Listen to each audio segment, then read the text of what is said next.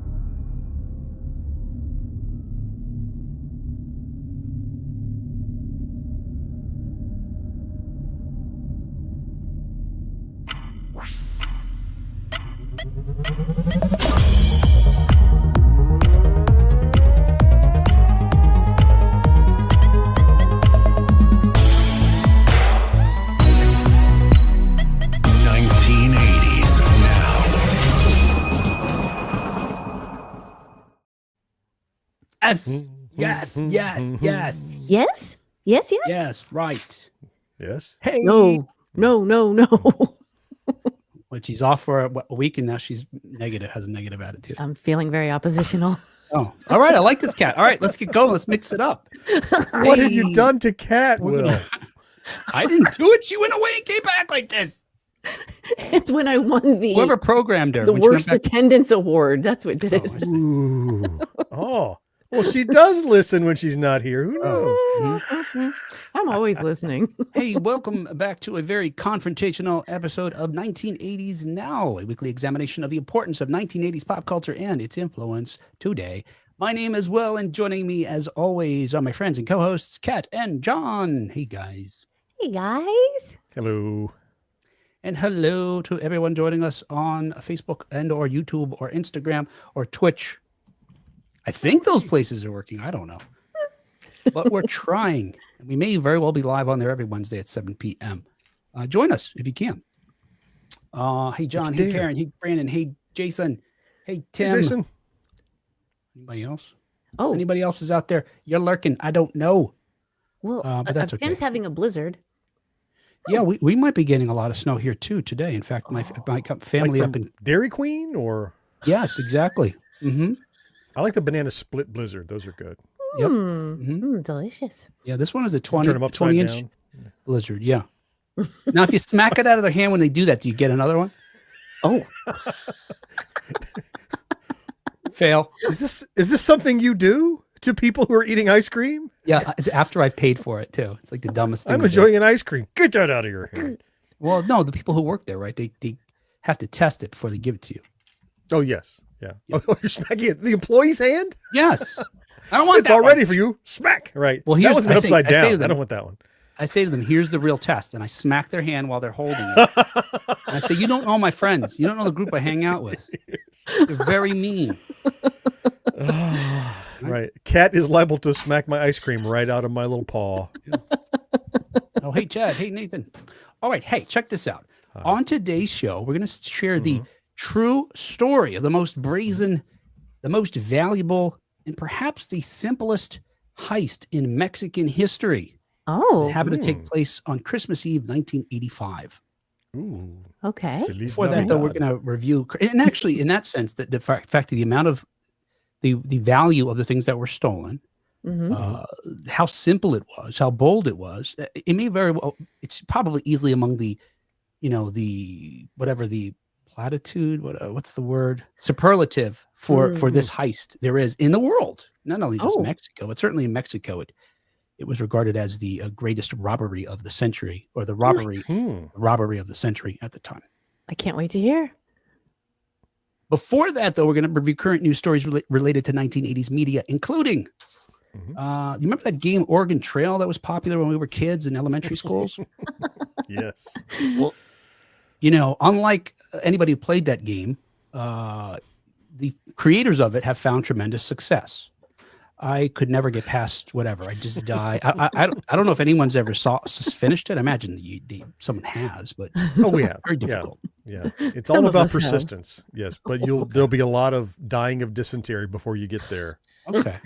Snakes. Well, You've yeah, lost we through talk- oxen. You I've got broke a questions. wheel. You're stuck in the mud. Yeah. You're all dead. Yeah. It's Your great wife fun. cheated on you. No. Was Just that in the emotional damaging things too. Emotionally damaging. Oh, You know? is this the updated version? Yes. From 2024. Yep. Got it. Your candidate didn't win. That kind of thing. So we're going Oh, to talk about that because they've got a live action movie coming, and look, that just speaks to how popular it's continued to be. This is funny. It turns out that the cop from the Village People thinks he has some legal authority. Yeah, a follow up on that mistake made by Mattel on those the deluxe Wicked dolls. Remember what they did? oh yes. Yes. It's hard to forget.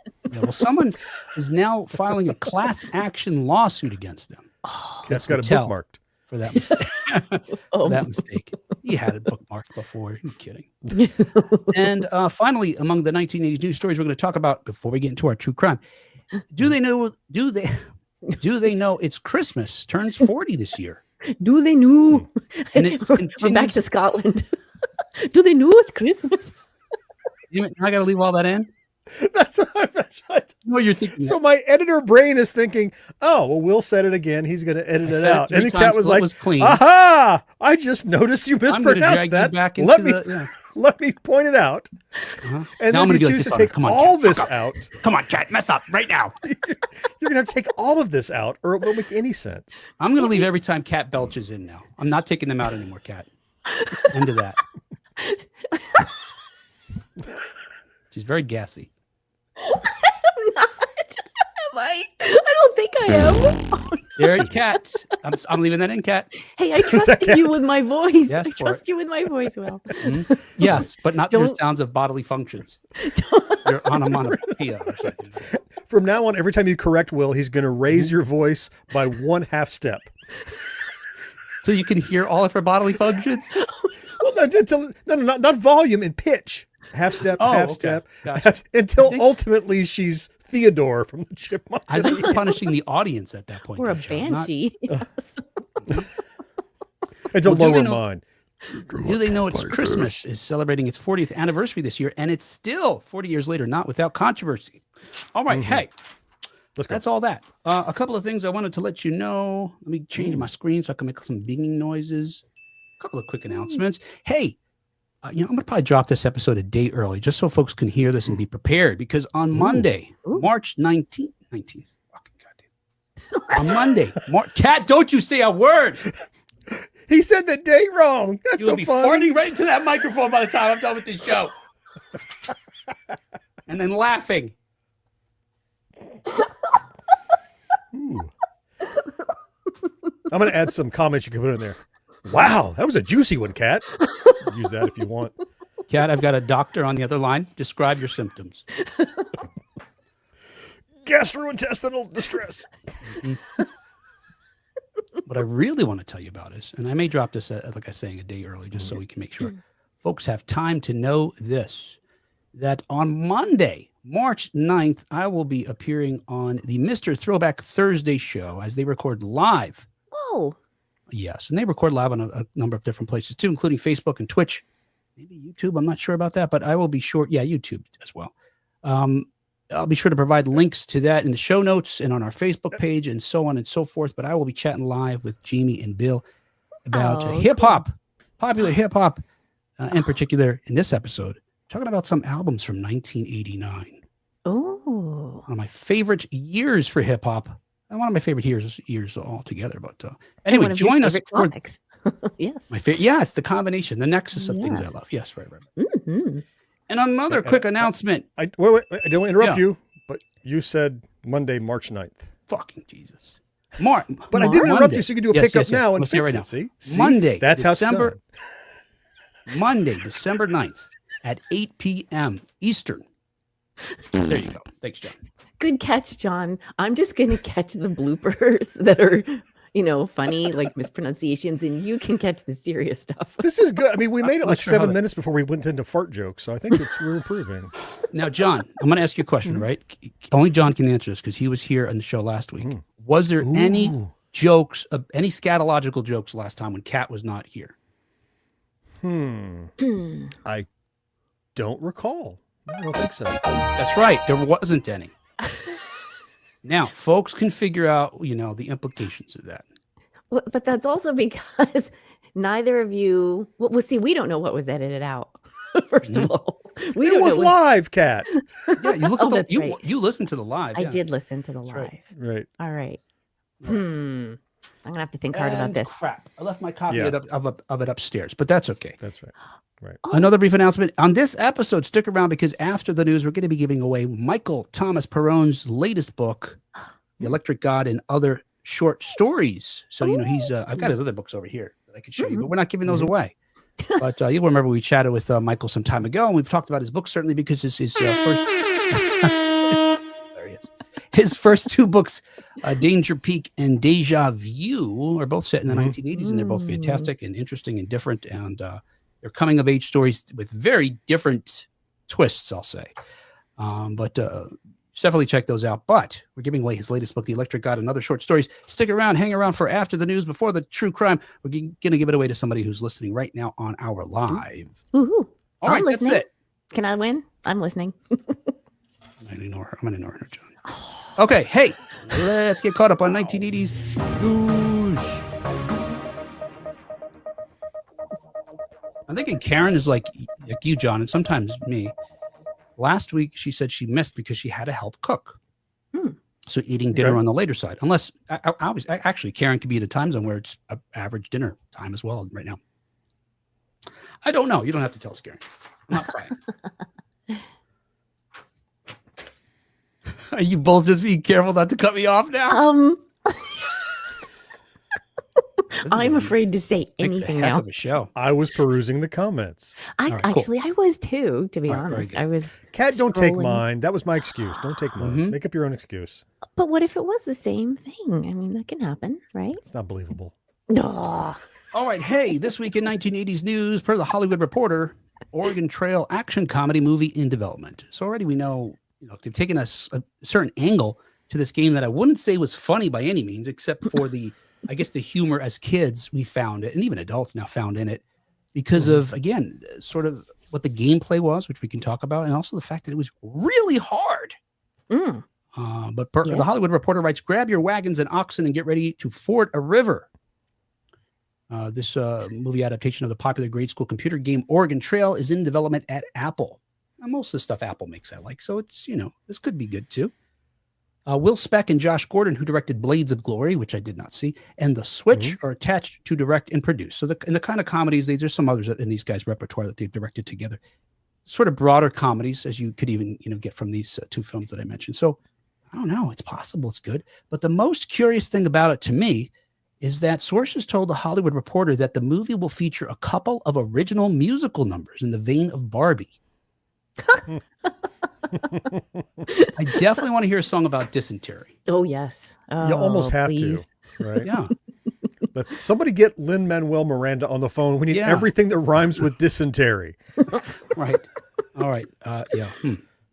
Well, they don't have Lin-Manuel, but instead they do have EGOT winners Benj Pasek and Justin Paul. Those are the duo that wrote the Tony Award-winning Dear Evan Hansen, which is a fantastic musical, as well as the movies La La Land and The Greatest Showman. Now, I'm just noticing this hairstyle I have right now, which I just got a couple days ago. I'm looking to me like Bert from Sesame Street a little bit, like really short or bald on the sides and just like a poof of hair on top. Hey, Bert. Hey, Bert. All you need is an Look good there, Bert.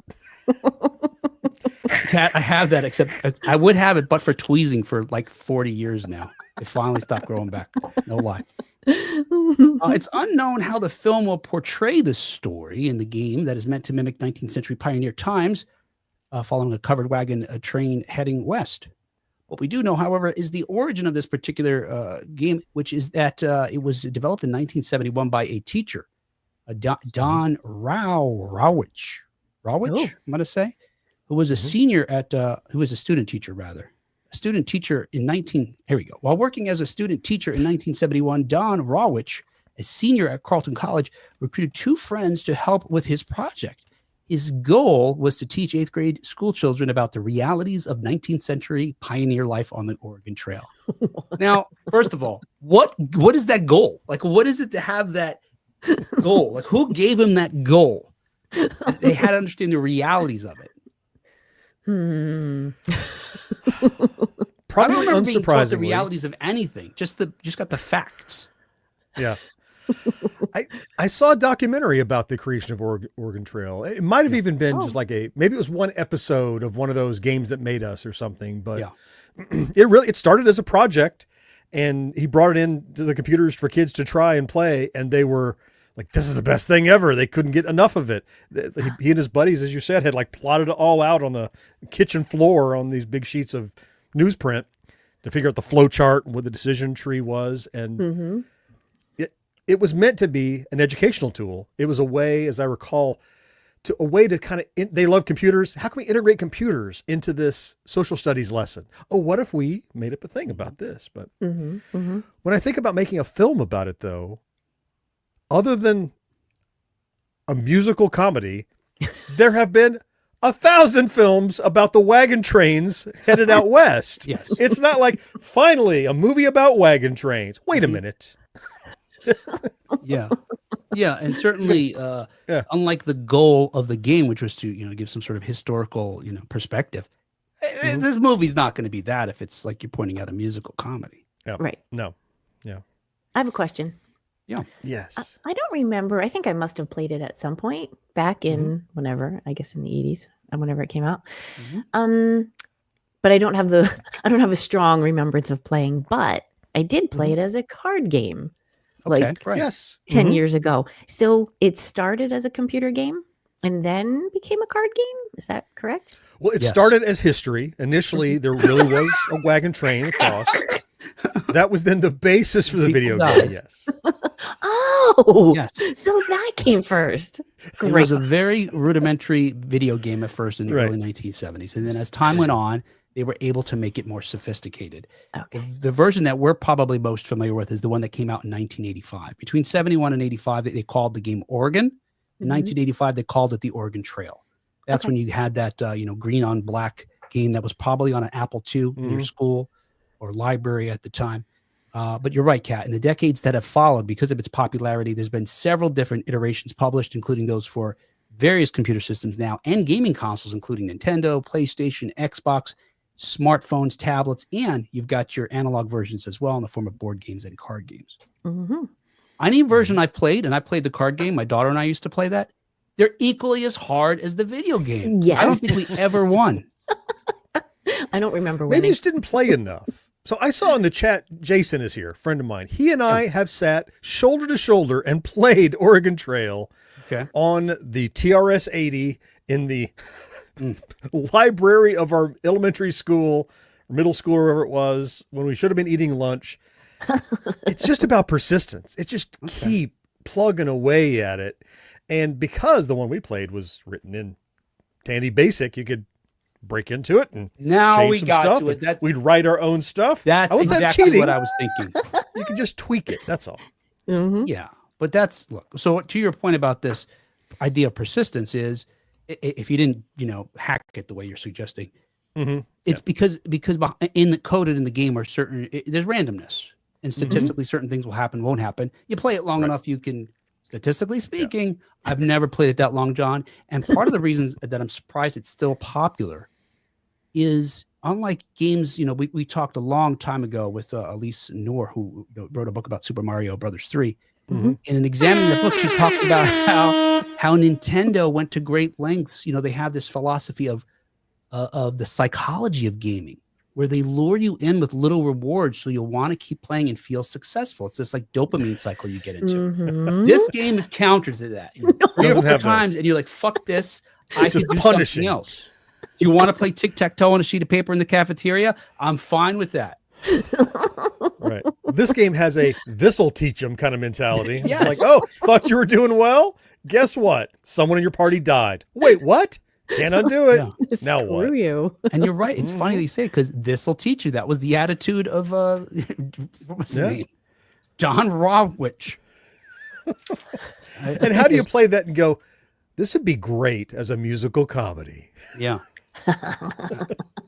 I noticed someone named Krakenwise, spelled as in release the Kraken, posted on their 2012 blog, quote, "It's an impossible video game with a simple message. Life is hard, you'll never win, and you're going to die a horrible death if you do anything involving a Conestoga whacking." Amen, brother. Maybe not wrong. Yeah. Karen says, "We had Oregon Trail at home because my dad worked for IBM. We couldn't have an Atari or Nintendo because we could only play educational games." Oh. Wow. Wow. Hey, you guys want to play calculator? Maybe this time 2 + 2 will not be 4. Oh, how do you do that? Yeah. Statistically look. speaking. If you turn it upside down. Yes, right. Oh, Winner. yes. Tim says, "Am I the only one that hates La La Land?" I never saw it because I could tell I'm not going to like it, I saw it. even though I like music. Did you? I I didn't see did. it. I didn't know. I think it wasn't my favorite movie. I don't regret watching it. Yeah. It had some entertaining parts, but yeah, not my favorite. Yeah. Marcus has provided us with a long list of words that rhyme with dysentery. Yes, he has. And then he says, Habanary? "Get to work." Accessory, assetary. Most of them I can't read because it's so tiny. Adversary, and so on. I look forward to you doing the rap break for the dysentery song, Marcus. I like that Brandon- apiary's in there. That's a great. Yeah, we worked that one in. Brennan says, "If a movie's going to be made of Oregon Trail, the horror genre seems more appropriate, and no one who ever made that trek was singing and dancing for damn sure." Brandon, there's a film that came out, I want to say last year, maybe. John might remember. It's called The Oregon Trail. Oregon. It is a horror movie. Oregon That was on my wish list forever, and I just got it gifted to me just the other day. Check that one out. Oh, yeah. Jason says, "Hack it. That's the way to win." That and the Kobayashi Maru, of course. Yes. All right. Hey, another 1980s news per Ultimate Classic Rock. Village People Cop. Village People Cop. Stop calling YMCA a gay anthem. Okay. I wanted to give a different title, but it's going to be a spoiler for this story. So I'll just. Oh. Or I could get sued because I was going to say, "Village People Cop, stop calling my gay anthem a gay anthem." Whoops. Oh. But you're not going to say that. Yeah, no. No. He's not going to say I that. thought better of it. That's right. Village People singer Victor Willis has called on the media to stop calling his band's 1970 hit single YMCA a gay anthem. In a long post to Facebook, Willis, who commonly performed dressed as a police officer, addressed the famous song's history, saying, quote, "There's been a lot of talk, especially of late, that YMCA is somehow a gay anthem. As I've said numerous times in the past, that is a false assumption." This is so funny. Based on the fact that my writing partner, so people say it's a gay anthem based on these facts. Okay. My writing partner was gay, and some, not all, of the Village People were gay, and that the first Village People album was totally about gay life. So All just circumstantial evidence. Yes. circumstantial. Is he saying that that's what the first album was about? Yes. Okay. Oh, sure. Got Yeah, it. First yeah, album. absolutely. Okay. Right. And then you have this YMCA, which came out as a single. So I guess in that sense, he's, saying just because we wrote a whole album about gay life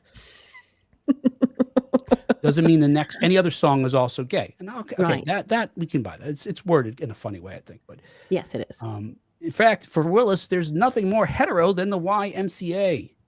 Saying, quote, "I therefore wrote the song about the things I knew about in the Y in the urban areas of San Francisco, such as swimming, basketball, track, and cheap food and cheap rooms." And when I say hang out with all the boys, that is simply 1970s black slang for black guys hanging out together for sports, gambling, or whatever. There's nothing gay about that.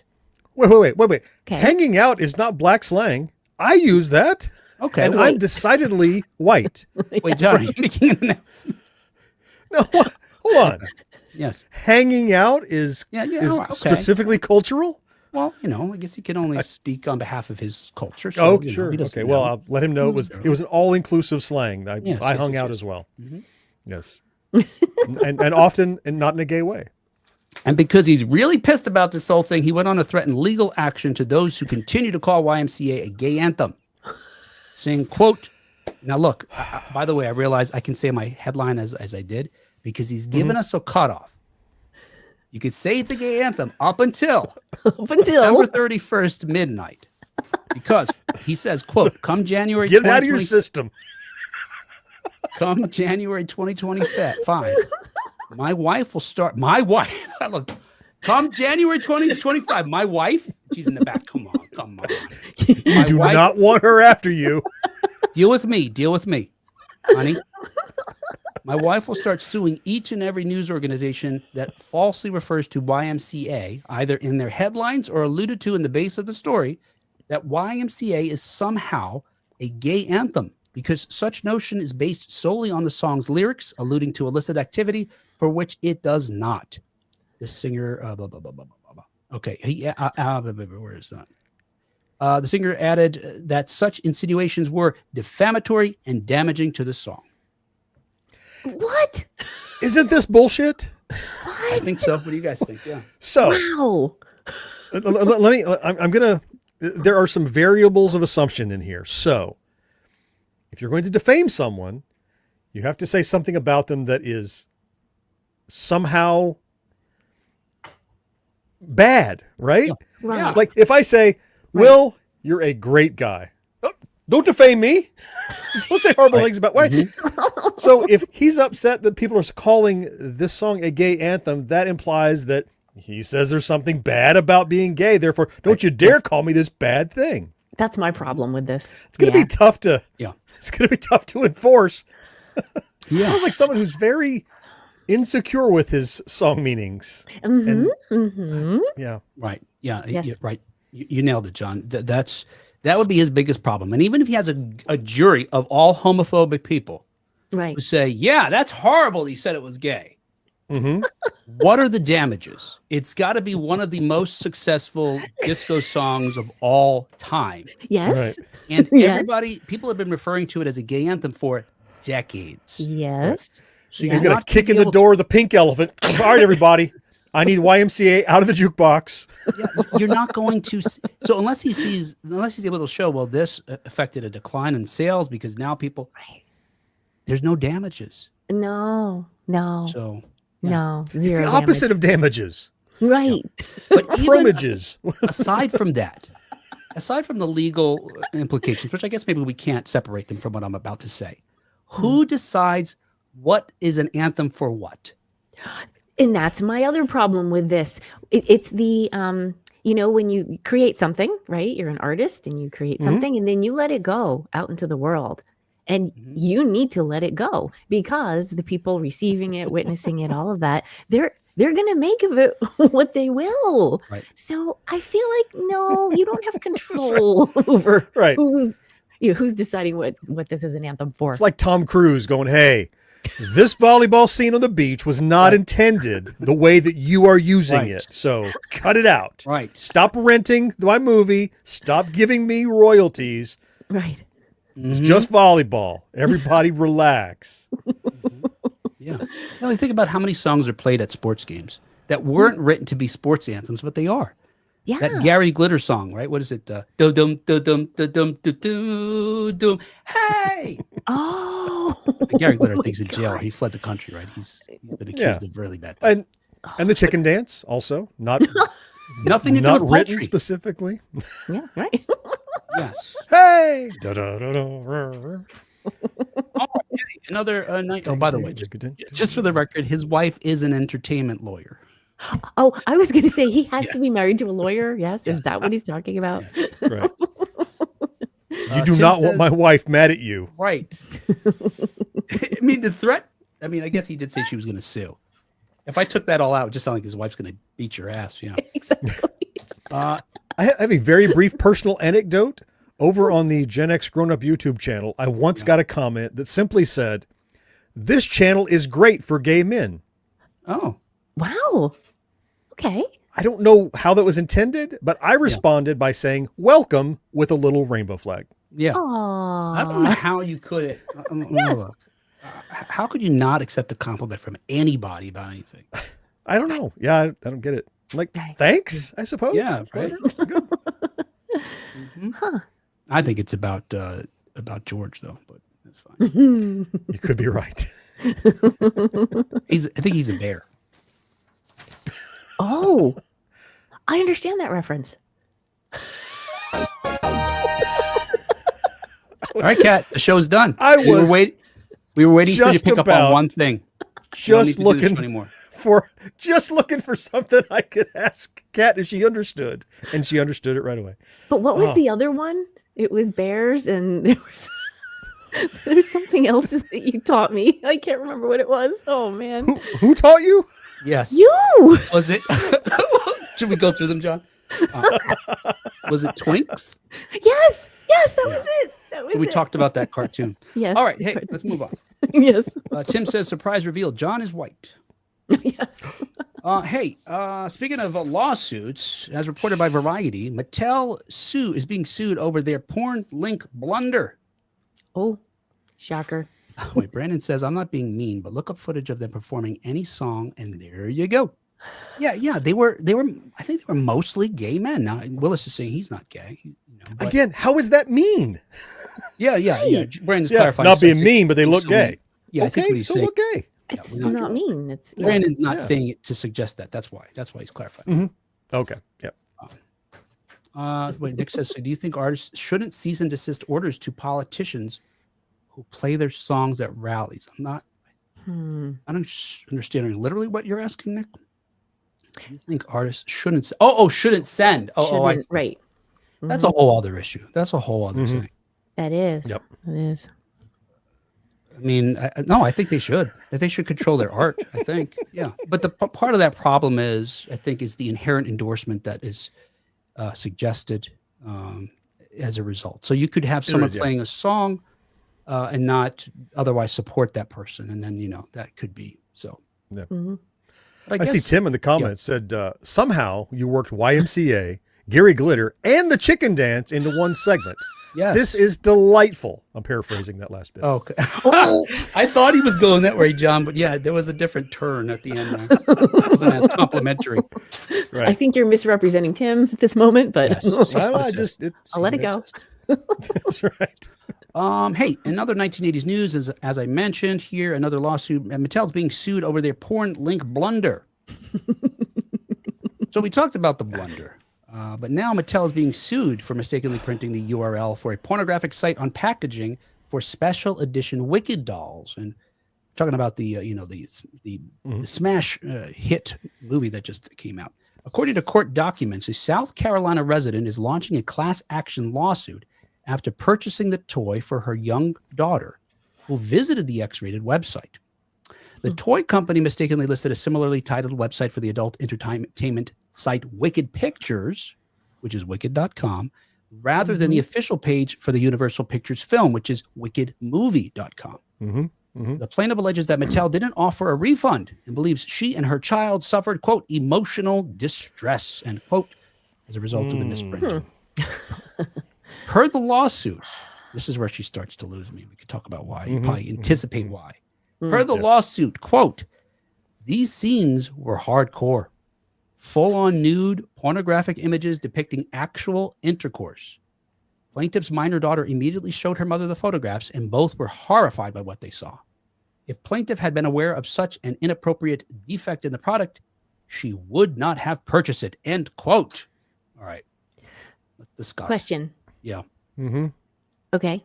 When you go to this website, excuse me, when you go to this website, is that what you see immediately?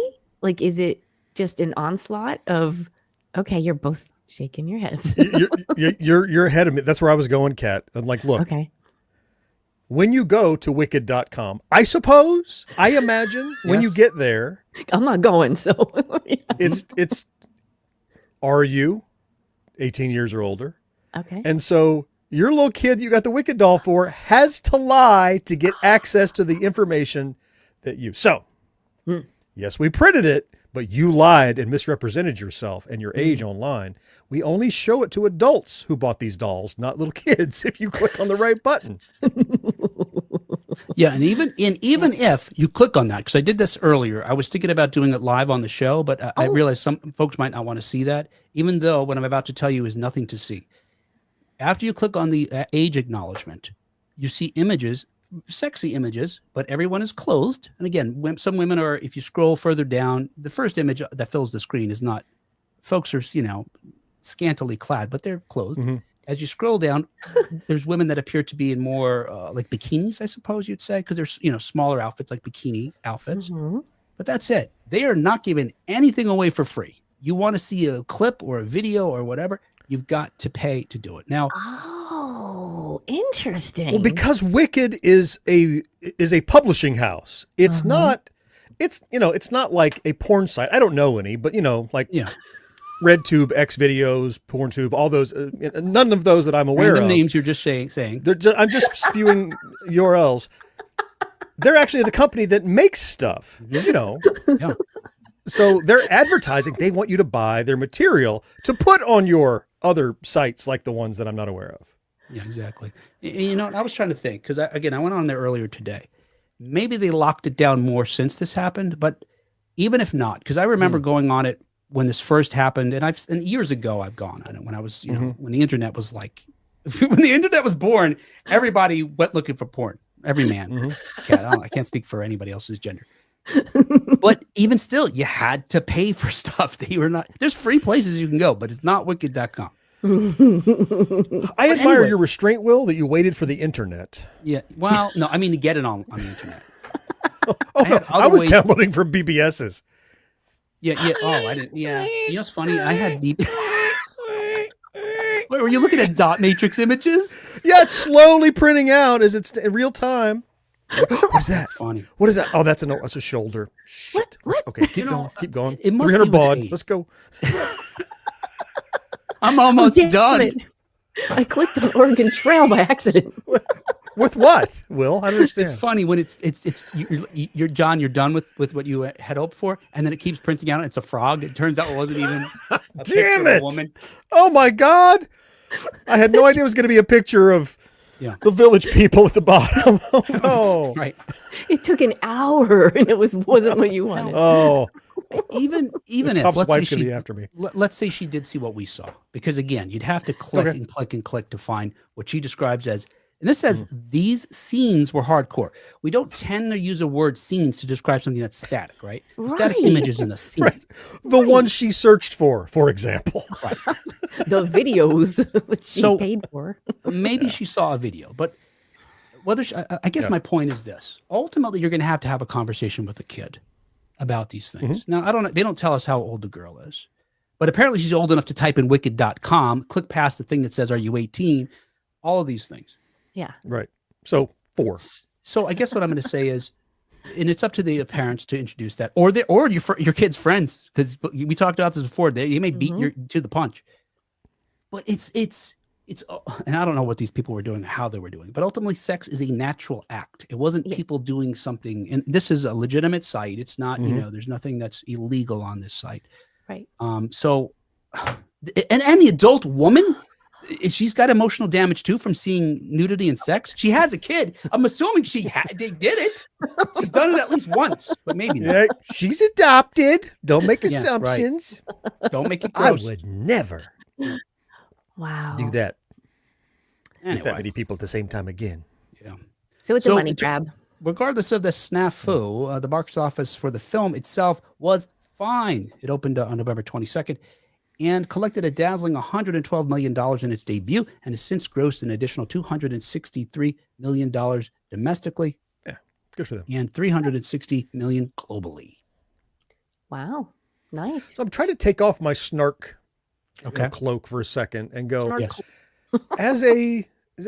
so I had a young daughter at one point, and the internet existed. And what if I got her Littlest Pet Shop or whatever she was into back when she was that age? My kid too. And on the back, Webkins. right, there was like, maybe, was webkins.com with an S. It goes to a porn site with a Z. Oh no, misprint. The last, I'm not saying those sites exist. I'm not saying they're all dressed up as little pet shops. I don't know that. But if you were, it's not like a thing. I can't wait to sue the company that had a misprint. Yeah. They weren't. Don't you have to have some? There's help me, lawyer. Not on purpose. They neglect the. You're responsible for it, but you didn't intend to. You're negligent, right? You just whoopsie, I did it, but I didn't mean to, right? There was no malice intended, right? And so it's tough to show first malice was intended and that it was damaging. Again, back to the damages, right? Yeah, it's like not like it's like what's the things I almost said I'm going to not say, but none of those happened. The things I didn't say. Yeah, it's just people. Marcus says, "Good." People Sorry, like Kat, were you going to say something? No, I'm just sighing. Marcus says, "Good job of watching what your kid does online." Right. Yeah, it's inevitable that you're going to have to police them before they start typing out a bunch of kind of searches.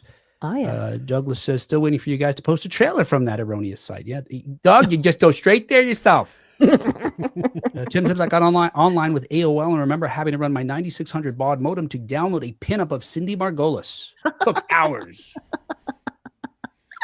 Brandon says, "This website lawsuit sounds about as dumb as someone seeing a flame on a stove and touching it anyway, and then complaining they got burned." Yep. I don't think this is. I don't see how this is going to go very far. Frivolous lawsuit number 2. Ka-ching. Again, like assuming they win, what does the jury award them for damages? The cost of the doll? Maybe they get their $40 back. There you It's go. a learning, that, and plus, I mean, this is what they'd have to do, right? Because all of these civil lawsuits are about just general court. It's a court of equity. We're trying to balance, trying to get you what you lost. Someone took it from you, illegally. Make you trying to get it back to you. What did you lose? My daughter learned about sex at too young of an age. Yeah. Lost her innocence? I mean, in that case, Kat would have several pending litigations against the show. Yeah, exactly. Right. Hey, that gives me an idea. It reminds me in law No, school. Kat. All right, we need some more patrons to help defend ourselves against one of our co-hosts. Yes. I'll go fund me just for that. It reminds me in law school of a suit where someone was suing, because you study real lawsuits. Mm-hmm. So, you could sue if, let's say a family member, spouse, parent dies as a result of some sort of negligence in a hospital, right?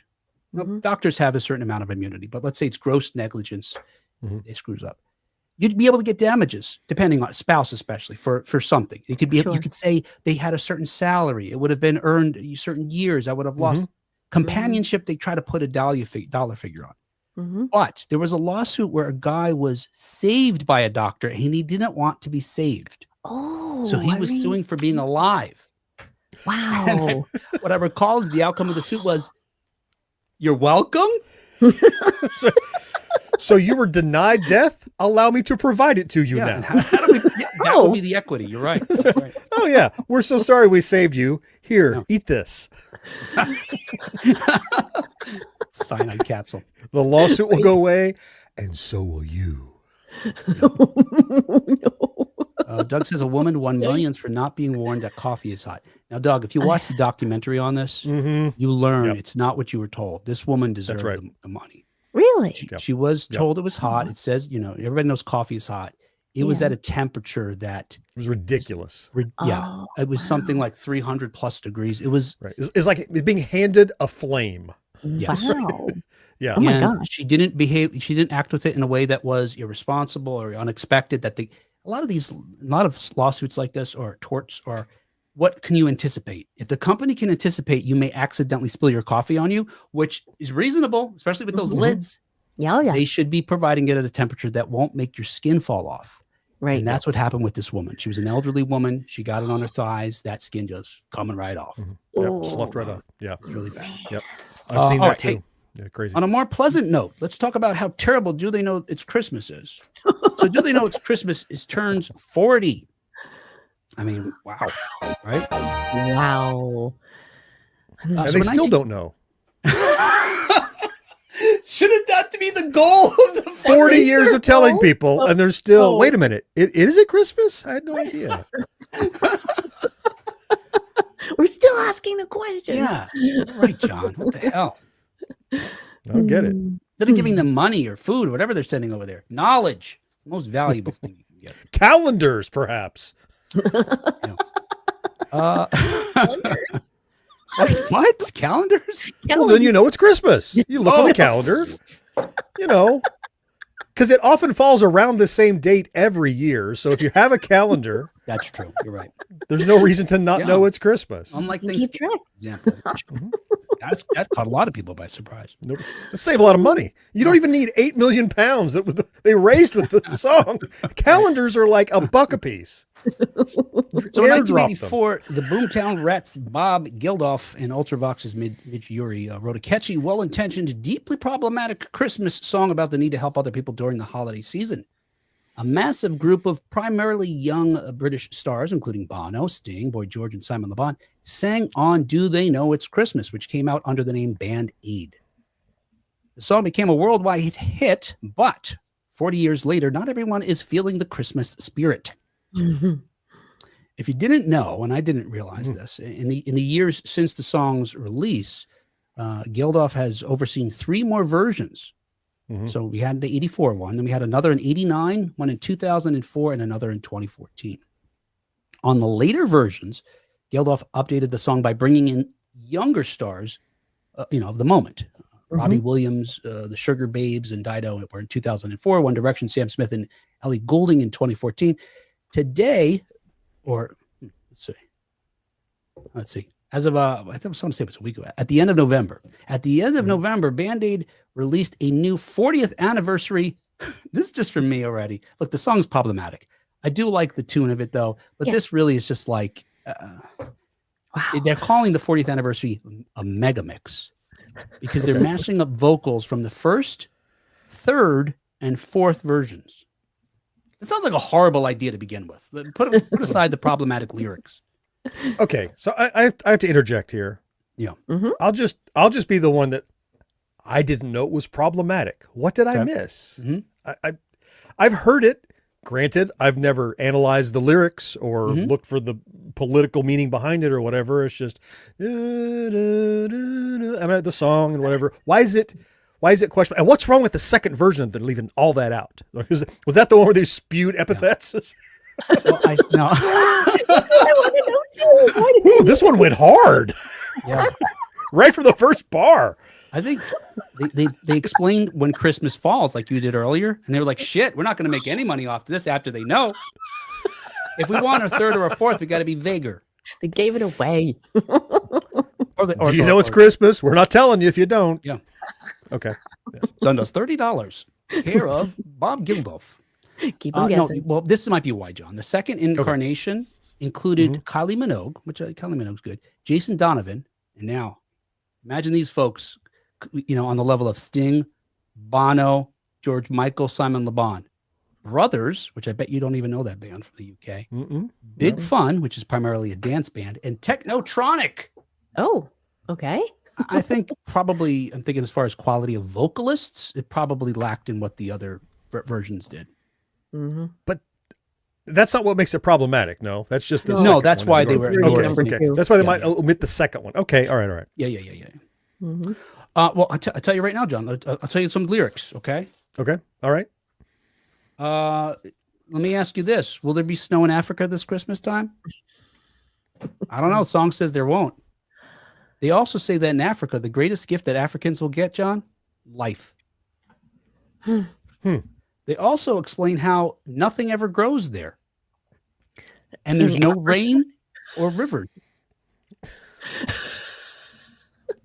It's the cradle of civilization. So they reduce it down to this sort of Hollywood, I don't know, 1940s. I don't know. There's a whole other song about the rains down in Africa, so we know it does rain on occasion. Exactly. So already, good point. Yeah. And no, there's not going to be snow during Christmas because they're south of the equator, so they probably have their snow in the summer. So did they just go the wrong time of the year?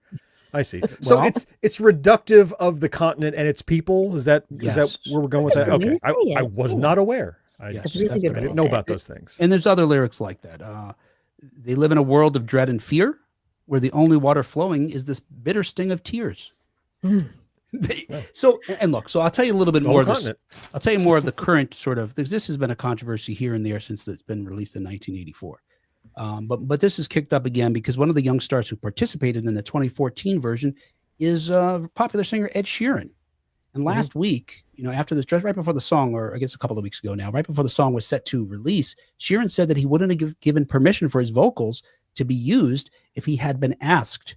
Quote, a decade on and my understanding of the narrative associated with this has changed, end quote. Oh. And he said this in response to a statement from England-born, Ghana-raised musician Fuse ODG, who said that he refused to participate in the 2014 recording because he, quote, recognized the harm initiatives like it inflict on Africa, end quote. He continued saying, while they may generate sympathy and donations, they perpetrate damaging stereotypes that stifle Africa's economic growth, tourism, and investment, ultimately costing the continent trillions and destroying its dignity, pride, and identity. Really? Wow.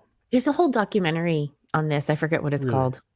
Yeah, about how initiatives to deal with famine and to try to feed people wherever there's a food problem, ultimately it, depending on how it's done, it does harm. I wish I could remember the name the name of the documentary. I have to I'm ignorant to this, clearly. I just found out it was offensive or problematic, but it seems to me it's not intentional cultural malevolence, but kind of fundraising hyperbole, right? Because if the song was like, oh, the people in Africa can rarely afford to supersize their value meal.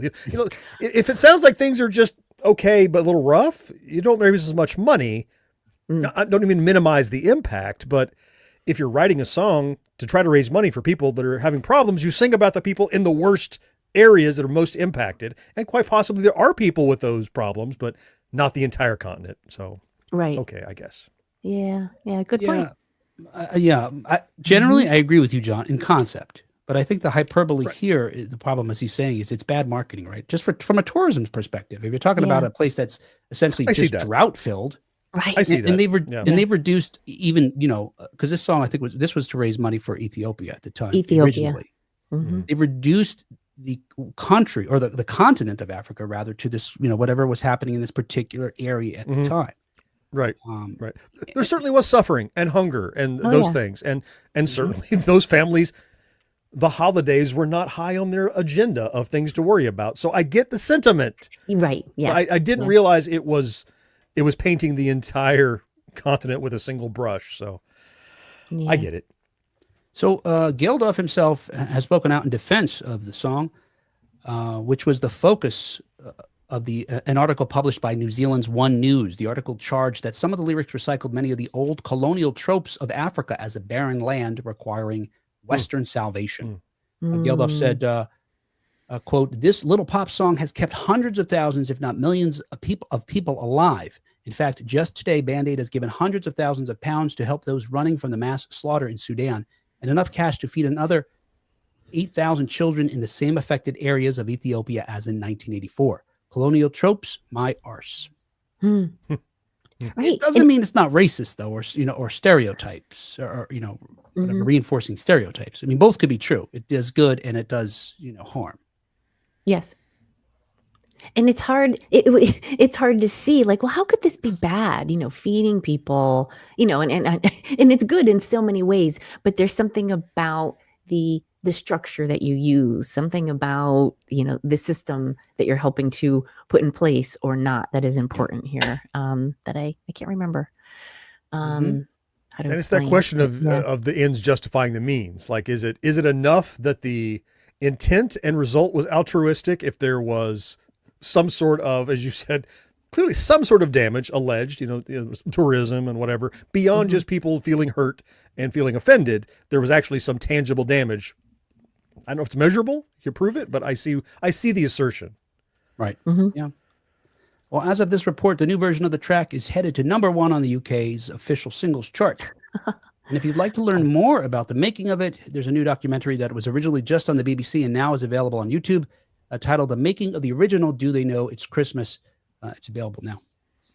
Yeah, I guess they could write a song which is just, look, if you get these people together, especially in the 80s, I don't know these acts that much nowadays, but if you create a super group of the most popular artists at the time, they could literally sing anything and raise money. Right. Yes. I don't know how you do it now with streaming and downloads, how you can make money as we did in the 80s again when people had to buy. Remember when they were the world that one summer? Yes. Yes. Now they're not the Yep. world. Yeah. Right. Now they're a URL. Yeah. Uh-oh. Nick says, Kentucky. John, as a recently out of the closet white man, I think you're uniquely qualified to write a new version of the song. Certainly. Well, if I can rewrite Vincent Price's That's what I was narrative, thinking. Yep. clearly I can do. Yeah. Oh, The song, yes. Marcus says the song is bad poetry and not really great sonically. I'm going to work dysentery into my version of Do They Know It's Christmas? Because we have all the rhyming words already. That's right. Nick just suggested a new song. Do they know it's racist? Oh, man. We need to add some more words to that for the cadence. After all. Yeah, after all. There you go. Racist Perfect. after all. Yeah, you're Print. I got to tell you, I was all about this song when it first came out. Oh, man. All about it. Couldn't Kat, get how enough could of it. you? right. Yeah. She just I wasn't listening is that one Simon Le Bon part over again. over and over and over. Oh, yeah. What is it? At Christmas time. It's hard, but when you're having fun, There's a world outside your your window. window. See, you know the words. I don't even know those. Well, some of them I did kind of. I Oh, I did thought that's too, just yeah. how he was singing. Yeah, he is from Duran Duran, so mumbles through most of it. Oh, no. His are very clear. There's mumblers. Oh, Be assured I there are clearly mumblers. struck a nerve. I apologize, Kat. Yes. All right. Hey, that was 1980s news. All right. This show's already almost an hour long, for crying out loud. Whoa. Yeah, Well, Will was this just is a shorter brandishing true his crime, so papers. hopefully it'll just All right, fly right. just 2 hours left. Yeah, guys, hang in there. Hang in there. What do you got to do? Get a drink or something? Mhm. All right. Take hey, your time. My dinner will wait. I'm about to share with you a true crime that took place on Christmas Eve / day. I say Christmas Eve because it happened in the early morning hours of Christmas Day, which feels like Christmas Eve to me. Yeah, it's Christmas Eve. Yeah, Right. It's when yeah. Santa is Yeah. running around. Yeah, he's still busy. So in 1985, it was regarded as the robbery of the century in Mexico at the time. And again, as I said earlier, probably anywhere at the time, if not even since. It was pretty ambitious.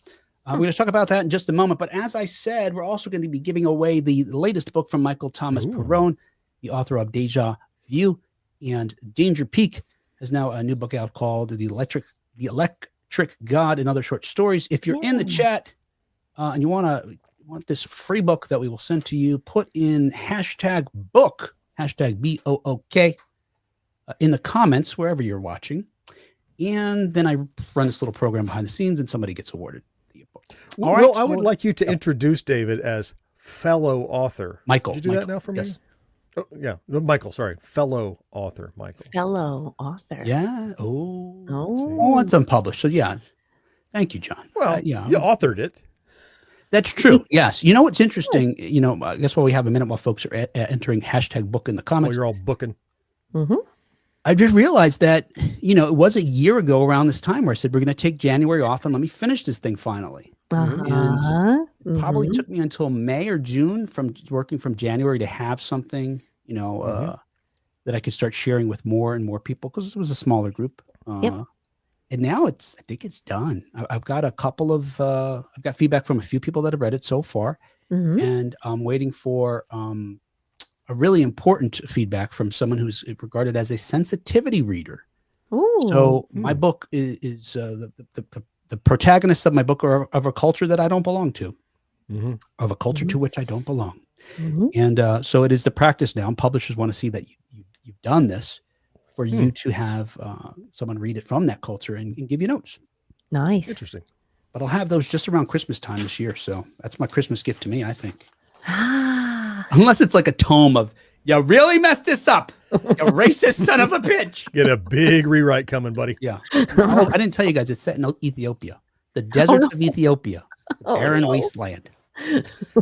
Do they know it's hip hop after all? Yes. There's no snow. There's no sidewalks to be seen or cardboard. No. It's really tragic. There's probably cardboard. I'm going to hit the giveaway button here. and let's Yeah, see. probably. Let's No boom boxes, see. maybe. Let's see who the winner is. Oh, I'm not sharing the screen. Yeah. That's okay. Just tell us. How am I Just sure pretend you it'll- did it. We'll trust you. The winner is Tim. Hey! I'm on the wrong Oops. screen. Hang on. I almost gave you the grumpy old man sound. Tim! Yay! Congrats, All right, Tim. Tim. Get a hold of you and get your information so we can send you that book, Michaels. All right, hey, on with the show here. All right, so look, as I mentioned, I'm going to share with you a true crime here set in 1985, Christmas Eve to be precise, Mexico to even be more specific. Okay. As always, I'm going to adopt a dumb voice, some music in the background, which I will Christmasify by the time this is published. Oh my! And if you guys have any questions, comments, or better jokes, just stop me and let me know. All right. So to be clear, not AI. This will actually be your voice this time. Yes, it will.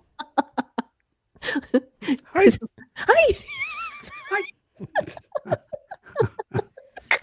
Tim says no, he has to learn how to read. Yeah, great. We're not responsible for that part. Right. All right, let me get my true crime music here. Let's see. We'll just use this one for now. Like I said, I don't have a Christmassy one yet. Imagine this, but with jingle bells. And a cat. Oh, use the Taco Bell gong from Do They Know It's Christmas? Oh, yeah. Gong. Oh, I like that idea, Kat. Yeah. Remember we talked about, was it they sampled Tears for Fears? Or was it the other way around? Yes. Remember that? Yeah, they sampled Tears for Fears. Yep. What? Who did? Do They Know It's Christmas? Yeah, Do They Know It's Christmas. So I think the Taco Bell sampled Tears for Taco Fears. Bell. For what? What did they do? Yeah, for the gordita. Little known. Yeah. Because somebody was head over heels for that gordita. That's right. They don't have that in Africa either. Tears for Fears invented the Doritos Locos shell. You didn't know that. Yeah. I haven't done this in a while here. But they should go green. Wish I had more water. Oh. September 1985. A devastating earthquake rocked Mexico City. Oh. But it was the brazen heist 3 months later that shook the world. Known in Mexico as the, quote, robbery of the century, end quote. This is the story of the Christmas Museum heist. Wait, Christmas Museum? Or Christmas Eve Museum heist? Yeah, I don't know. Okay, You got a better idea? I got it. What do you think it should be? It was a heist of a museum that happened on Christmas. okay. Mm-hmm. You're right. It does sound like the museum is a Christmas museum, which we have in my town here. It's like the chicken farmer, celebrity chickens. Yeah, words, you gotta be So careful wait, with is the words. museum a Christmas museum? True. A celebrity museum. All right. This isn't getting right. We needed content. I didn't realize we were going to talk about the news for an hour, so I put it together. All right, here we go. We can talk about anything for an hour, Will. This is where I wish I had burps and farts on the soundboard. I did hear the ho ho ho in there, though. You already got that working. Nice. December 25th, 1985. Before that particular Christmas, Carlos purchased Trevino. By the way, they're never mind. And What? Ramon Sardina Garcia, both in their 20s, were considered quite boring, just like Kat. Much like Kat. They were considered quite boring. Belonging to middle-class families, the pair was studying veterinary medicine at the Universidad Nacional Autónoma de Mexico. Nice. You need You know, water I love now, when don't you? listen to radio stations that are Spanish and they have to say a word that's not Spanish, just straight up English. Mm-hmm. They go back and forth. Yes. It's kind of fun to do it the other way around. Love it. In addition to their interest in animals, both Perches and Sardina shared a fascination with pre-Hispanic art. And, perhaps because it was much more interesting than sticking a thermometer in a dog's ass, their shared passion led to a collective obsession with the National Museum of Anthropology. That locale was central to both the What? That locale was central to both the conservation of Mexican heritage and the young man's get-rich-quick crime.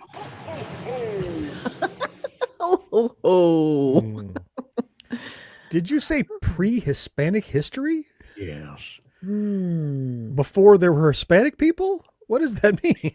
So perhaps Aztec, like Yes, the exactly. So, yeah. Mayan, like the So before that culture matured, gotcha. Well, so So it's before Spain early. got involved. So it's like Yeah. I gotcha. Yeah. Before they were Oh. conquered by the Spanish, right? Yeah. So old I never stuff. realized in the etymology that Spain was in Hispanic.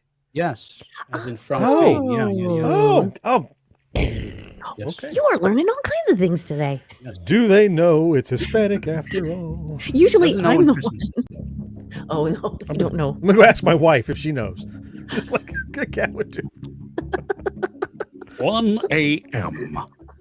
Just an hour after Christmas Eve slipped into Christmas. Purchase in Sardinia. Slipped behind the National Museum in search of a secret passage into the building. Their moves, however, did not rely on luck. The soon-to-be thieves had spent the prior 6 months casing the joint. While other veterinary students may have enjoyed their summer respite. I think that's the word respite, right? Like taking a break. Respite. Mm-hmm. Yep. This Not pair respite. spent more than 50 visits learning the daily routines of the museum's security guards. They examined display cases, took photographs, and studied construction layouts. They had also identified key vulnerabilities in the institution's defenses. Early morning Christmas, they had determined. Early morning Christmas, they had determined was the best time for their plan. And the air conditioning duct was the most discreet way to execute it. It's gonna be like Die Hard, right? Yes, Kat, Crawling right. through. The inspiration for Die Hard. That's right. So, Kat, here's the thing. Mhm. He has cleverly not told us what they're heisting yet. You're right. He has not. Interested in that. And everything leading up to this point sounds like a lot of fun. It reminds me of what I would do at Tom Sawyer Island at Disney World. Take photos, look for places I could sneak around, get behind the walls. Yes, all fun stuff. But I wasn't not stealing. at all boring. Not even No. a little tiny No. bit boring. Right. No. Right. That's what I said before. Sounds- That they would have been regarded as boring. Oh. Oh, like For me. Christmas, yes. Oh, Now after but Christmas, now like like they're John. exploring. Oh, They're fun now like they're John. super cool like me. They're like John at Tom Sawyer Island. Just- That's a contrast, yeah. Cat, Wow. John. Boring. Fun. Wait, which way? There you go. All right. While visions of sugar plums, bailado en las cabezas de los security guards, Mm. Purchase en Sardina, Cerveza die-harded their Cristo. way. Die-harded their way into the building. Yes. By From the belly verb to die hard. crawling, come out to the coast. Yes. By belly crawling their way through the air ducts, the pair eluded security cameras and the alarm system. What's happening is the mic is right in front of the paper. So I kind of have to switch which eye I'm looking to see. Mhm, mhm. It's a very funny effect. I love it. I gotta hold it out. I'm working on doing the teleprompter thing, and maybe next week or the week after. Oh. It's All like- right. Yes. 1 or 2. 1 or 2. That's right. Clearer here or here? Mm-hmm. Sharper here. But the pair eluded security cameras and the alarm system and soon breached the museum. The criminals soon arrived in a gallery to find not a creature, to find not a creature was stirring. I think That's beautiful. not even an underpaid security guard. Their surveillance had paid off. As anticipated, the museum's personnel, who were charged with patrolling the 161,000 square feet of the 26-room building every 2 hours, were gathered in one room, Oh. celebrating the holiday. They were eggnogging it up. Yeah, it was. It's Christmas Eve, of course. Yes, and we have a bit of audio from that night. This is what the criminals heard. Oh, what? Feliz Navidad.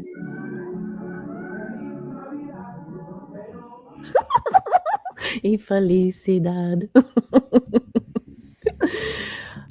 I love that. I can play that on the ukulele. That's important information. Don't engage, John. She probably hasn't got yet to her. Best you It's can an do arm's is reach. start a new subject. Dink, dink, dink, dink. I know what. Next time. Come on, As security presumably exchanged white elephant gifts of Care Bears and Transformers, Oh, Chase and Sardina quietly made their way to the galleries featuring the artifacts of the Maya, Mixteca, and Mexica civilizations. Ignoring dozens of display cases, the thieves focused on the most valuable exhibits. Here we go. Their targets, the pieces that were worth the most per square inch, Yes. were Come on, come placed on. inside a suitcase. oh. Oh, Jesus. Oh. He's just dragging it out. What'd they steal, Will? What? It's not going to be as whatever rewarding, satisfactory. Oh.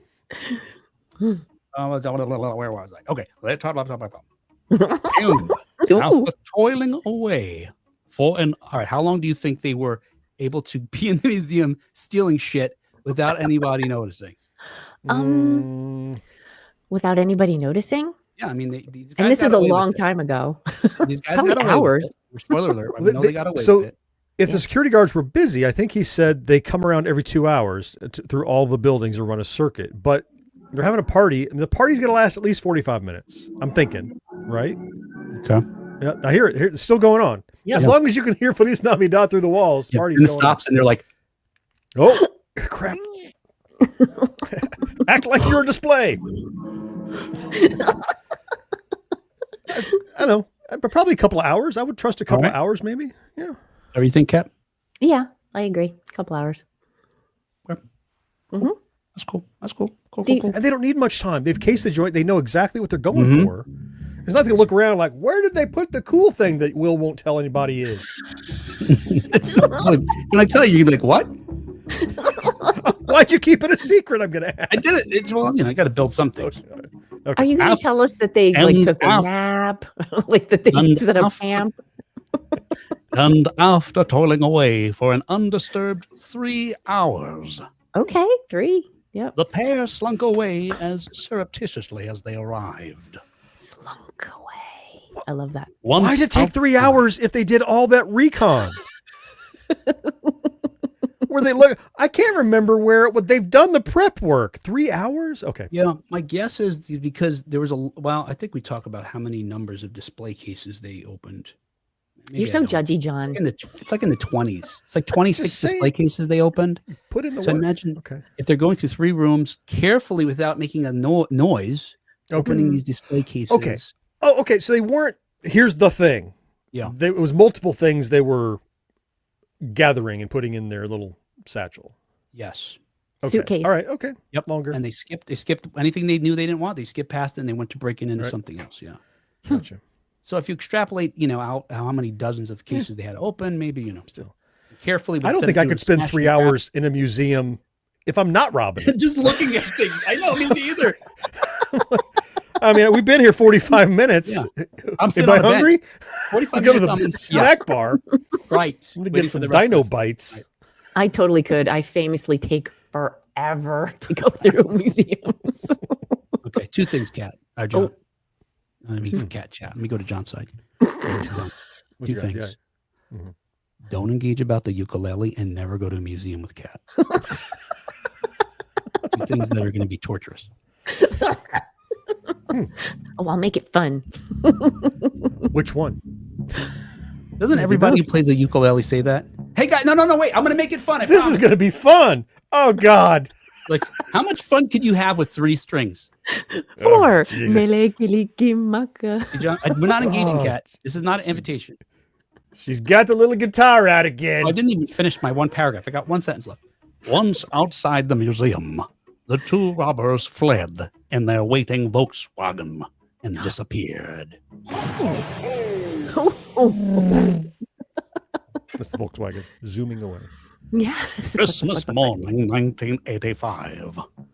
While 3 kings hadn't yet delivered gifts to the Mexican children. The morning shift at the National Museum of Anthropology learned that 2 jokers had robbed them. The museum reported 124 precious objects had been stolen. Mm. Those included objects from the sacred cenote of Chichen Itza, more than 60 Mayan pieces from the temple of Palenque, gold jewelry from the Mixteca, and the famous mask of the Zapotec bat god. Bat god. Yes. Wow. Na-na-na-na-na. No. The Well, treasures there were were jokers made- involved, so you need Bat Yeah. God to balance the scales. And The treasures were made- because of 3 kings, but maybe The it's kings the to bat. jokers, and then jokers to Bat. Holy You're shit. making connections. The connections. And you thought all that creative writing would go to waste, Will. Never. Sometimes the curtains are just blue. Azure. The treasures were made of gold, jade, turquoise, and obsidian. The value of just one of these pieces exceeded $20 million at the time. No. Mm. Wait, Still. and they have 124. Yes. Oh my gosh. However, if you're going to fence this stuff on the black market, the demand for it is going to be outstripped by the risk. So at best, you're going to get like 10% of the value. Still worth your time, 3 hours. It's a good payday, but it's high risk. The gold can be melted down, of course, but then it loses a great deal of its value. That's right. The archaeological value. Not that I've ever fenced anything. I watch a lot of TV. Brandon says, "Don't let him tease you, cat. Play that ukulele." Thank you, Brandon. I Damn will. it, Brandon. What did we just say not to do? This is the, you're right. Yes. I'm going to have it Marcus handy says- next week. Marcus says 3 weeks later, Jim Carrey sees the bat mask in the river on his way to Cuban Pete. Cuban Pete A Cameron mask Diaz. reference. The movie mask. Oh. All right. Where was I? $20 million. Okay. Still, the greatest damage was cultural. Museum curator Felipe Solis lamented, quote, "What they've stolen from us is a piece of our history, something of inestimable anthropological and historical value." Man. So, But did then, you say, oh, what? please go. Were they both, they were students? They were like veterinary students or Yes, something? right. Uh-huh. Wow. You'd think, I mean, that's not for the faint of heart to commit to that Yeah. path, right? You'd think they'd be a little more upstanding citizenship than going to steal things. Yeah, they hadn't had a prior criminal record prior to this. Huh. You know what I'm picturing? I'm picturing how the Grinch stole Christmas. And I'm hoping, like in the distance, they'll hear, "Da-hoo, da-re, la-hoo, more." And he'll come down the hill and put all the things back in the Right. museum, right? Because their monos grew through 3 sizes that day. Their hands, no hearts. Yeah. Cabeza, his head. What's Corazon. heart? Corazon. Yeah, their corazon grew trace sizes that dia. Trace. Zonings. I know lots of body parts. Didn't know heart, apparently. Is this the Oregon Trail? Oh, be still my beating corazon. The scandal became worldwide news. The response, much like the mythical prowess of the then Presidente Miguel de Madrid. The response, This is a long way to go for a dumb joke. the response was large but quick. I'm cutting that whole thing out. Let's start again. The scandal became worldwide news. The response was thick. The response was quick. There you go. What's happening? The response was quick. The value and cultural significance of the stolen artifacts led Mhm. authorities to suspect the work of international thieves. So, in Oh. addition to the cooperation of the immigration body, personnel from the General Directorate of Customs, workers from the country's airports, and Interpol, more than 30 people were tasked with solving the case. And while police plastered, see local, and while local police plastered Mexico with wanted posters at docks, airports, and railroad stations, Interpol kept an ear out for black market sales of archaeological items. Mm-hmm. But for the next 4 years, not a single clue could be found. How many years? 4. 4 years.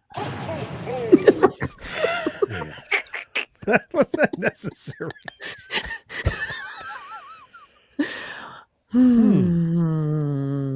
So they're just sitting on it, I guess, right? They got all this stuff, millions and millions of dollars, maybe billions, because some of them are multi-million and 120 pieces, and just sitting on it.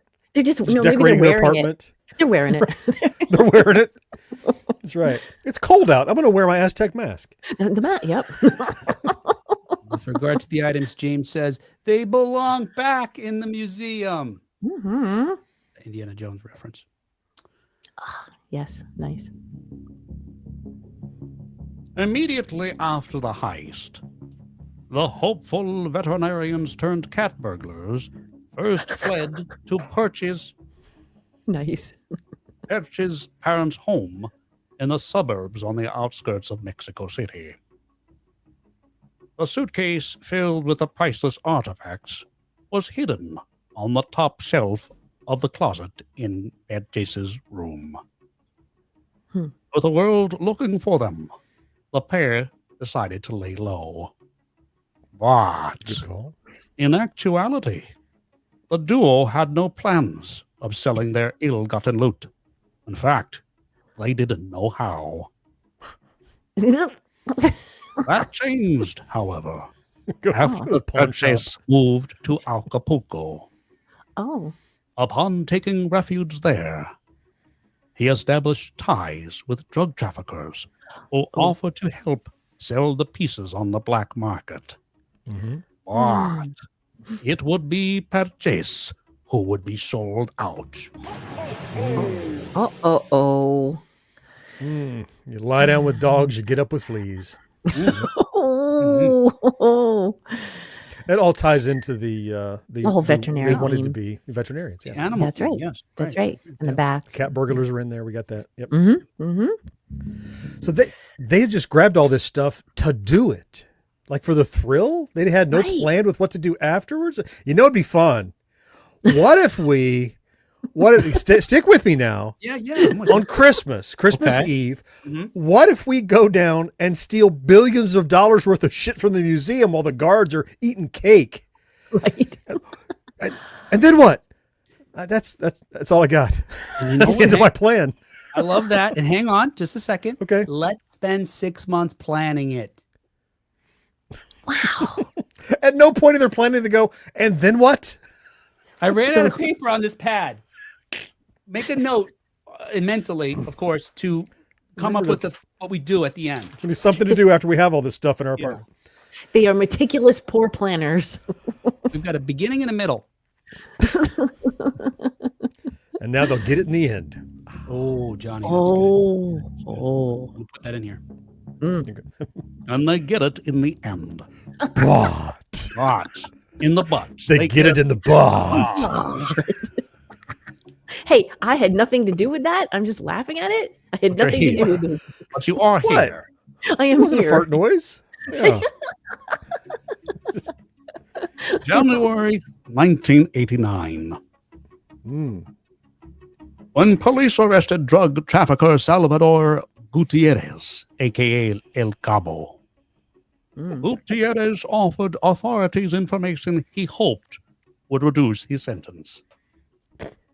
He told tale of the enterprising thief he had met in Acapulco Ah. and he shared out. the whereabouts of the stolen museum pieces. Yep. With the location of the invaluable items known, all that remained was to capture the elusive thieves. Hmm. That required some subterfuge by authorities. The deputy prosecutor in the, quote, war on drugs placed wiretaps in prisons and monitored all calls between Gutierrez and Perches. Soon, their work was rewarded. In one not-so-private conversation, Perches negotiated the sale of gems from what he described as, quote, the greatest art collection in Mexico, end quote. Mm. This would prove enough to capture him. Oh, I thought maybe the authorities were going to dress up like cats and dogs. Yes, that's right. Show up for some appointments. I need a shot. Right. Can someone take my temperature, please? Meow. Meow. Right, meow. Oh.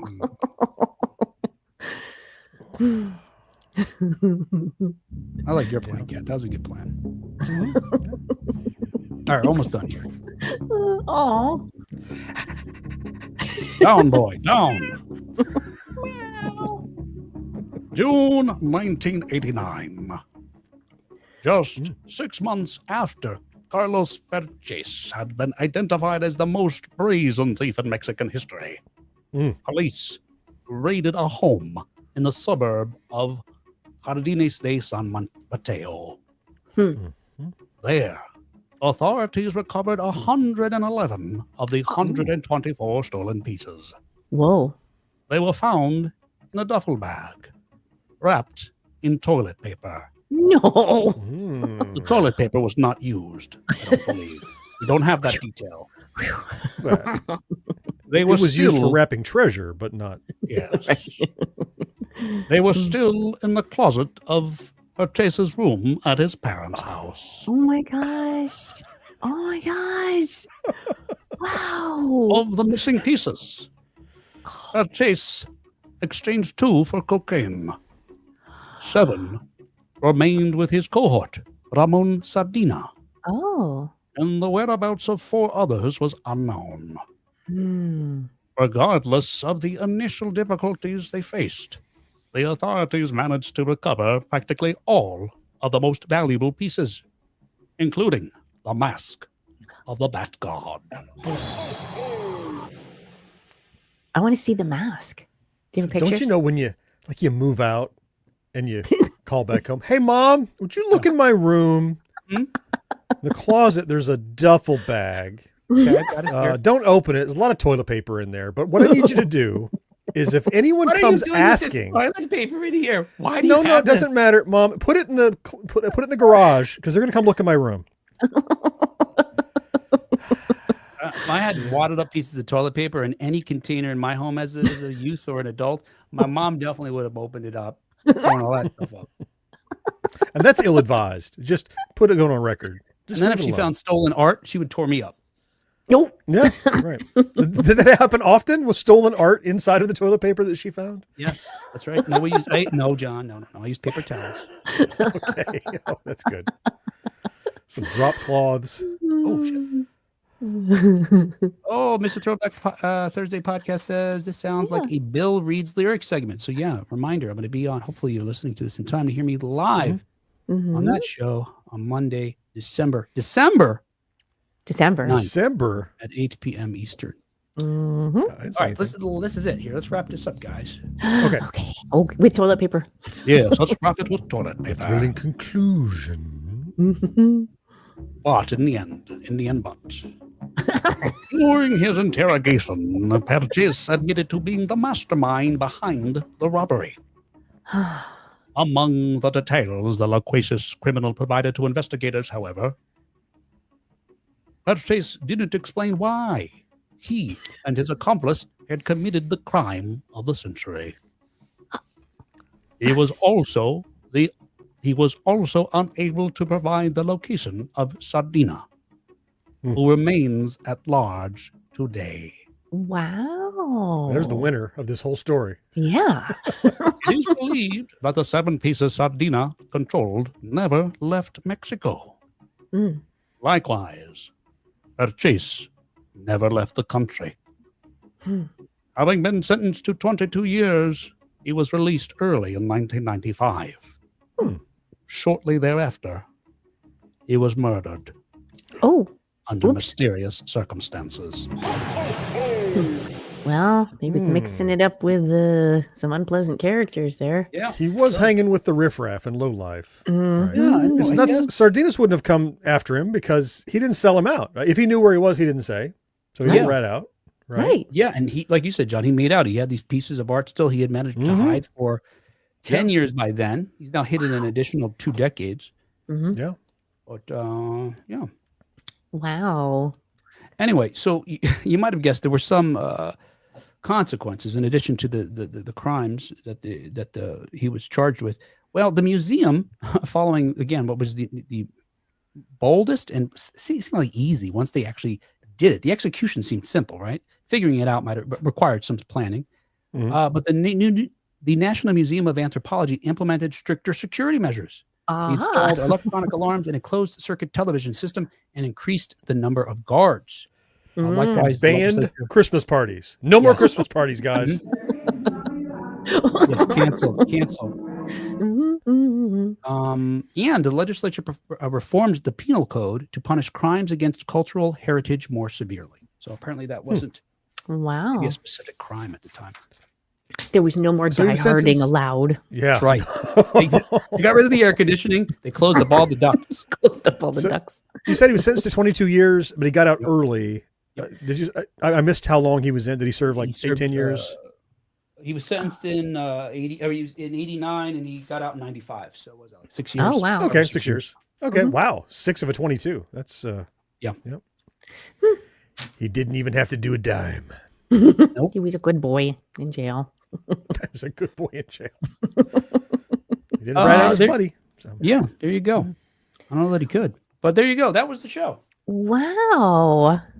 I am not ready for my part. Oh my gosh. She's reaching for the ukulele. Everyone run. Oh, it's a train.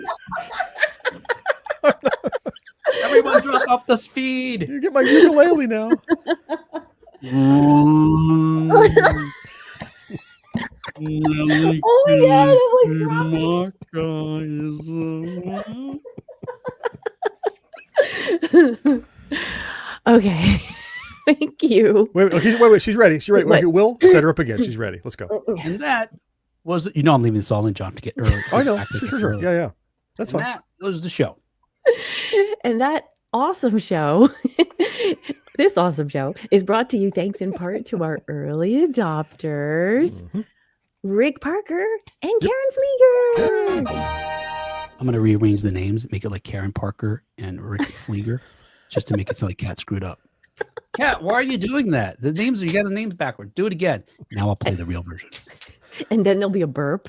Right? Yes. Oh, Cat, you have no If you're lucky. You know the sound effects that Bill Burt used to make Chewbacca speak? It's Yeah. like that. A walrus, an elephant, a lion. Those kinds of things. I just want everyone to know I avoid drinking carbonated beverages on days when we're going to record. Okay. And thank you especially to our Secret of Our Success level Patreon supporters, John Henderson, Brendan Greer, Nick Guillory, Marcus Taylor, Tony Great, and Matt Marino. There you go, Matt. Yeah. Thank you so Awesome. very much, guys. A really special thanks to y'all for your continued support of the show. Hey, we're almost at the end of the year. Another year Yeah. with filled with love and gratitude for all you guys who help us produce this whatever this is every week. And so grateful for so many of you who join us on the lives every week as well. Hey, if you want to join these group of fine folks, we can vouch for them. Please go to patreon.com/1980s now to learn how you can help. All right. Hey, we will talk to you again next time on 1980s Now. Until next time. I died of dysentery. Oh, yes. Oh. Santa's laughing at me, my demise. Yes, that's what I intended. Yeah. Well, he has to inject some sort of joyfulness because otherwise it's just Mhm. it's just It's just me miserable. dead. It's just very Just depressing. There's no dopamine. boring. He's injecting some dopamine into the situation there. Wait, who's injecting what? I was reading in text. I'm sorry. Get ready to inject some Santa. dopamine. Santa was laughing at John's Oh, misfortune. yeah, right. Hey, Santa, that's not cool. No. So that's that. That's that. That was great. Yeah, well, look, it was shorter. It wasn't, look, honestly, I wrote it this afternoon. I read it maybe once, which is also why I was stumbling. But yeah, You the had a news- lot of pronunciation, special pronunciation to do there. So Mm. it's a little hard to switch back and forth with doing the fake voice at the same time too. yes. The Double news, whammy. we try to we do our thing is right. 80s current 80s pop culture news. It's getting thin the last couple of weeks. I don't know, maybe because the year's wrapping up, so production on things is also probably stalled, I guess. Or I think that happened last year too, and the year before. yeah, that's You- probably why I also felt comfortable taking January off last time. Right. You know what's right. the most unfortunate side effect of that is we'll miss out on the wheel of news stories we didn't cover show. Oh yeah. You know what? Yeah, John. I think there's Because only we've two covered all on the there. news stories because we're running Yeah, out, I think right? there's only 2 on there as of today. Because we're going to spin the wheel and let's do them all. Let's do all the stories. Oh shit. Huh. I remember I listened to that episode 2 years ago walking through, I want to say it was an aquarium in Tennessee with my earbuds in, listening to us do the wheel of news items we Yes. didn't cover. Yes. You listened to it. Oh, okay. You listened back to it. Gotcha. Mhm, yeah. It's in I an was aquarium. on holiday vacation. It was early January. I was in Tennessee on a holiday, and So it's Put your all earbuds in. like noodles. Wait, what? fish everywhere. She was underwater. Aquarium. underwater. It was in an aquarium. Yeah. Listening. Sorry, I was shutting down. I keep forgetting a lot. Instagram, you can only live stream for an hour. So Checking the news. is this talking about fish, Jeff? General Oh, mischief. no, Yep. Oh, We're criminal. talking about what were we talking about where John was doing that underwater thing? There That was a wasn't- lightsaber underwater. Oh, in a that's what you're pool. talking about? That's when we talked about Elvira No. selling her house? Is that what you're talking about? I think that was the origin. No, I was just making We a did it. watery sound because he said he was in an aquarium listening to the episode. So I just, She was I making wasn't- fish noises. I wasn't doing callbacks. That was just the fish. She is would just never fish. do a callback now that the show is over. Yeah. We saved those for right in the middle.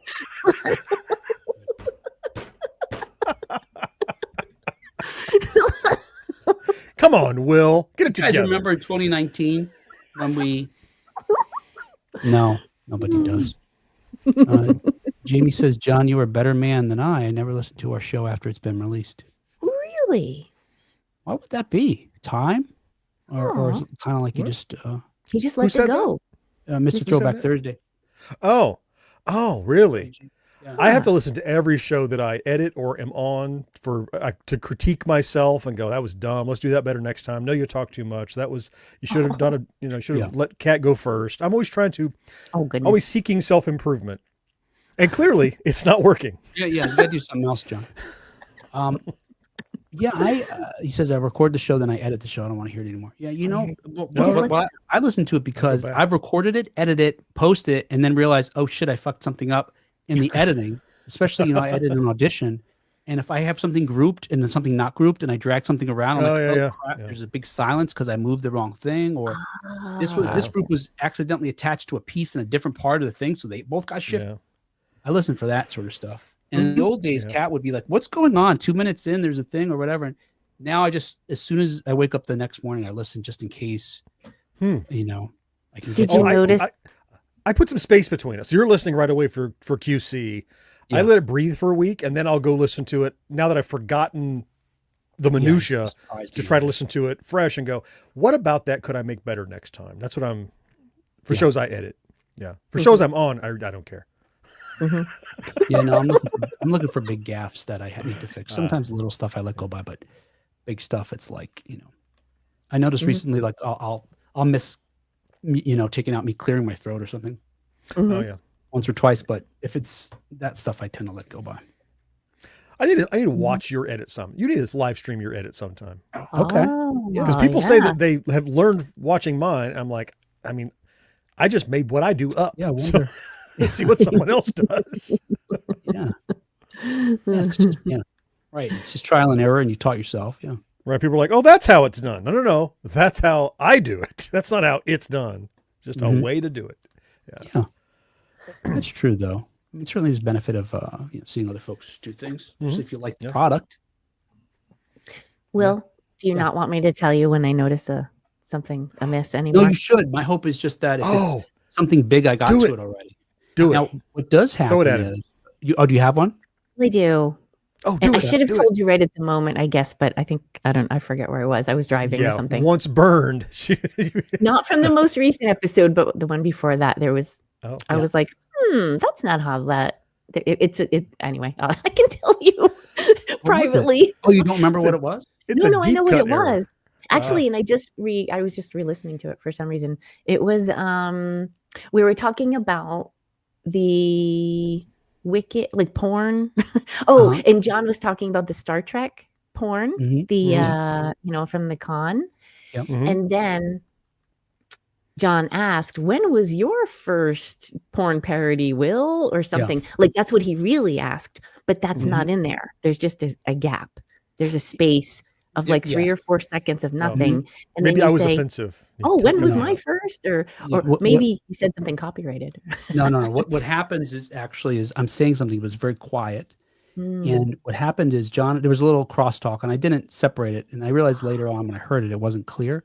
But what happened is I said at the same time one of you guys was saying something. I said, I don't remember my first.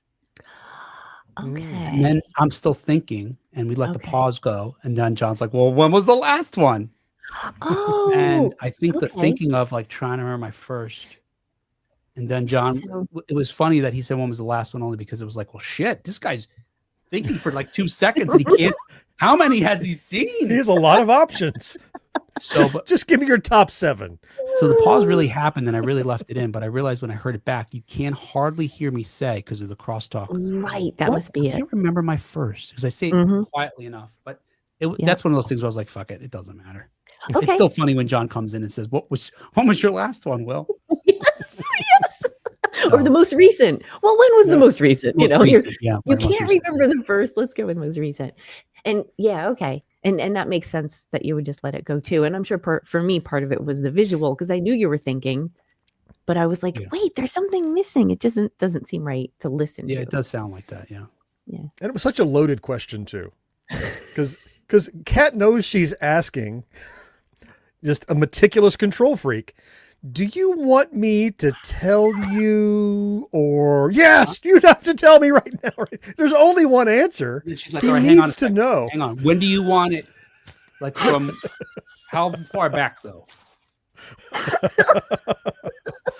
That's like when we do a show, and she's like, all right, hang on, I didn't get to save my stuff. I got notes. Would you like to know about a problem I heard, or would you rather just stay awake tonight?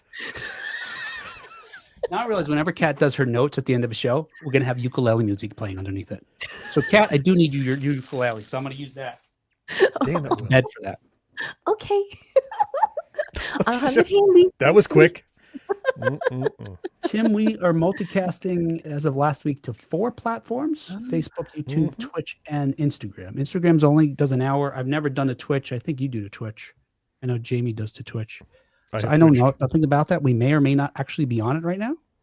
On Twitch, we were. Yeah. Oh, you don't know if we still are. I'm not on Twitch, so I don't. Well, it shows that it's still check marked. No, I know that, Kat, but I mean, like, I'm not logged on to twitch.tv to see. Oh, a long time ago, Marcus said that it was. What did he say? Something about your head. Right, my smiling face. Well, your smiling face. When we respond, when you type in the comments, you see more of those places. Oh, John, Marcus says we're still on. Okay, cool. Still on. Oh, we know. Yeah, I don't know. Just talking amongst ourselves. You don't have to stay. You're still here? You guys are still here? That's right. This is a test. How long will you stick around before it gets awkward? Oh, Jamie just reminded me. He wants to. He messaged me about this. Oh, yes. He Go. wanted to tell you, John, that What? all the sugar and twice the caffeine is for Jolt Cola. Jolt Cola, son of a boot. That's right. There you go. Damn it. Now, so what was Surge then? What was Surge's deal? It must have been a competitor, right? And had a similar jacked up Sales. sugar and caffeine or something. Probably a Serge. reaction to Jolt. Cat says Serge. Serge. Serge. No, Yeah, probably. Serge. Tim says, I'd love to know how you do it because the stream comes through good here. Yeah, Tim, I think we're not, I'm not on OBS or I'm using StreamYard. And StreamYard makes it easy. You just basically, once you've authenticated the platforms you have, you just click on them and say, I want to do there. There's a couple of extra steps for some of them. Like Instagram, you have to create a stream key whenever you do it, each time you do it, and you have to copy it into the StreamYard when you go live, and you have to leave that Instagram window open. You can't close it. But the other ones are pretty much just, I think Twitter was a weird one too, which I never, I shut down our accounts on X. So just, okay. And StreamYard continues to work well for Will, despite him publicly disparaging it on many occasions. So. Well, since I've moved to Edge, I realized I shouldn't be blaming them, except for the fact that shouldn't they be working with Chrome to figure out what the problem is? I mean, when I asked them, what am I doing? And here's all my, my stats. They didn't say, oh, don't use Chrome. No. They said you should really check your download speeds. And I was like, I did that. We'll get a new computer. I have a new computer. What are you doing wrong? Yeah. Marcus says Surge's slogan was "Feed the Rush, Life's a Scream." Oh. We all know Marcus has Google. Yes, okay. I love it. There's no chance Marcus just knows stuff. Oh, he knows stuff, but not this stuff. He knew all those rhyming words earlier. He had a list, and they were alphabetically sorted too. Yes. He did a freaking SQL query of his own brain. Yes. Order by. ASC. He's got a mind palace like Sherlock.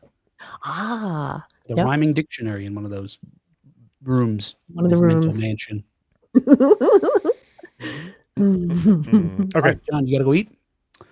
Yes. All right. Bye, Stuffed everybody. peppers. Thanks for hanging. Oh, no, I didn't eat dinner yet either, too. So I'm going to go eat something, too. All right. Hey, good night, everybody. Thanks for joining us. Much See ya. love, everybody. Stay safe out there. Watch out. You're still alive.